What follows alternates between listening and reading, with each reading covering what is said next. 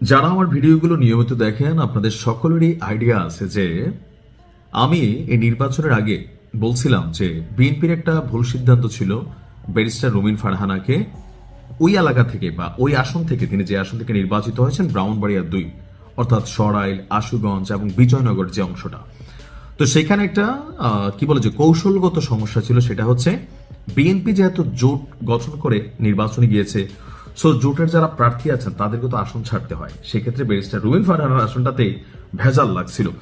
রুমিন ফারহানা সেখানে বিজয়ী হয়েছেন। আমি আগেই বলছি যে Rumin Farhana she is a brand. রুমিন ফারহানার মতন অনেক রাজনীতিবিদ আছেন যারা দলমত নির্বিশেষে সকলের কাছে গ্রহণীয়। তো এখন আমার কাছে যেটা ভালো লাগছে, বাংলাদেশের রাজনীতিতে আছে কি দল থেকে বহিষ্কার করা হয়, আবার যখন সেই প্রার্থী বিজয় হয় তখন তাকে আবার দলে ফেরানো হয়। খুবই রেয়ার, হয়তো হাজারে 2-1 যারা আবার দলে ফেরার সুযোগ পায় না পাশ করার পরে। তো এখন সাংবাদিকদের সম্ভবত প্রশ্ন ছিল যে হাস প্রতীক নিয়ে আপনি অংশগ্রহণ করে যে নির্বাচনে জিতছেন, এখন যদি ধরেন বিএনপি আপনাকে ফেরাতে চায় তো আপনি কি করবেন? আমার রুমিন ফারহানার এই কথাটা ভালো লাগছে। Educated, bold, dashing, smart and IQ level সেই লেভেলে আছে। অ্যান্ড ফাইনালি তিনি একজন জননেত্রী রাইট নাও। তো তিনি বলছেন নির্বাচনের সময় যারা হাস প্রতীকের জন্য কাজ করেছে, অর্থাৎ থাকে না যে যারা বিএনপির মূল অনেক কমিটিগুলোতে ছিল, বাট তারা মনে করছে যে এখানে উড়ে এসে জুড়ে বসা অথবা শরিকের কোনো জোট প্রার্থী বসবে, তাদের কাছে এটা ভালো লাগে নাই। তো তারা রুমিন ফারহানার জন্য কাজ করছে। কাজ করতে গিয়ে অনেকেই এই যে এত বছরের যে দলটা সেখান থেকে বহিষ্কার হইতে হয়েছে, এবং এইটাও দলের কিছু করার নাই, এটা পার্ট অফ পলিটিক্স।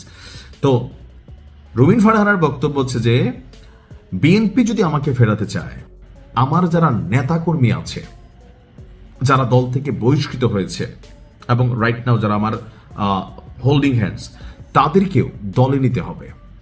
দর্শক, স্বতন্ত্র প্রার্থী হিসাবে রুমিন ফারহানা বিজয়ী হয়েছেন। আর আজকে দুপুরে এই বিজয়ের পর ব্রাহ্মণবাড়িয়ায় নিজ বাসভবনে আয়োজিত এক সংবাদ সম্মেলনে তিনি এই বক্তব্য দিয়েছেন। এ সময় তিনি তার প্রতীক যেটা হাঁস, এটা নিয়ে উপস্থিত হন। তিনি অনেক মজার কথা বলছিলেন যে হাঁস দিয়ে ধান খেয়ে ফেলবে, না জানি খেজুর গাছ খেয়ে ফেলবে, সম্ভবত হুজুরের মার্কা ছিল খেজুর গাছ। তো ভোটের সংখ্যাটা দেখেন কি পরিমাণ ভোট তিনি পাইছেন, এটা হচ্ছে ব্র্যান্ড। হাঁস প্রতীক নিয়ে তিনি পেয়েছেন 1,18,547টি ভোট। অপরদিকে তার নিকটতম প্রতিদ্বন্দ্বী বিএনপি জোট সমর্থিত প্রার্থী যিনি আছেন জুনায়েদ আল হাবিব, তিনি খেজুর গাছ প্রতীক নিয়ে পেয়েছেন 80,434টি ভোট। অর্থাৎ ভোটের ব্যবধানটা দেখছেন প্রায় 40,000-এর কাছাকাছি। তো এখানে তিনি প্রতীকের সঙ্গে ব্যক্তিগত সম্পর্কের কথা তিনি তুলে ধরেছেন যে ছোটবেলা থেকে হাঁস মুরগি কবুতর পালনের অভ্যাস ছিল, পারিবারিক কারণে শহরে জীবনে চলে গেলেও ব্রাহ্মণবাড়িয়া ফিরে আবার সেই শখে ফিরেছেন। অবসর সময়টা তিনি কাটান হাঁস মুরগির সাথে, আর এই আবেগ থেকেই হাঁস প্রতীক বেছে নেওয়া। তো অনুভূতি জানাতে গিয়ে তিনি বলছেন বিএনপি থেকে বেরিয়ে এসে স্বতন্ত্র প্রার্থী হিসেবে নির্বাচন করা সহজ ছিল না, এটা কিন্তু সত্য। তার ভাষ্য, নিজের চেয়েও বেশি কঠিন সময় পার করেছেন নেতাকর্মীরা।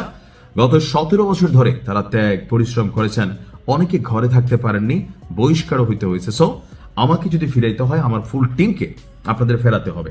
And I thought it's a very great decision, এবং এটা একটা লাইক এ লিডারশিপ যেটাকে বলা হয়, এটা ওনার মধ্যে আছে।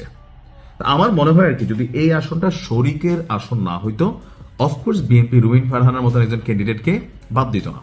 যাই হোক, বেস্ট অফ লাক। রুমিন ফারহানাও অনেক কথা বলেছেন নির্বাচনের আগে তিনি ক্ষমতায় গেলে কি কি করবেন। বিএনপির বিরুদ্ধেও তিনি অনেক কথা বলেছেন যে কেন বিএনপিকে ভোট দেওয়া উচিত না। সো আমরা মনে করি যেগুলা খারাপ অংশ ছিল সেগুলো সবাই বদলাবেন। নতুন বাংলাদেশ আমরা দেখতে চাই, দুর্নীতিমুক্ত, অহেতুক মানুষকে হয়রানি মুক্ত, মামলা বাণিজ্য মুক্ত, অনেক কিছু আপনারা কিন্তু আশ্বাস তো করেছেন। So this is the time.